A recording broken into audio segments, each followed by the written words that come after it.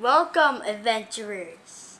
I'm sorry I was out for so long. I needed to do some things in school, but now I'm back with another science video. We're going to see if we can go over the top, and this is called surface tension.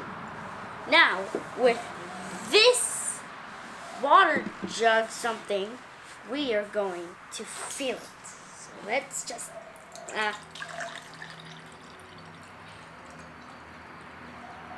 okay, almost there.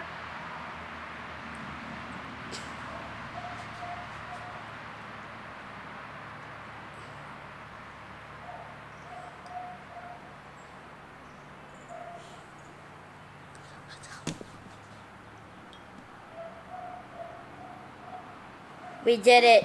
We did it. It's a amazing discovery.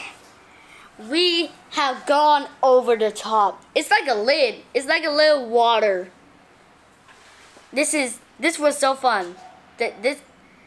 I hope you enjoyed seeing me also making a mess and discovering surface tension.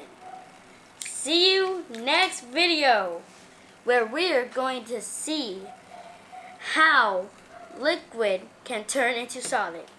See you again, adventurers. Bye.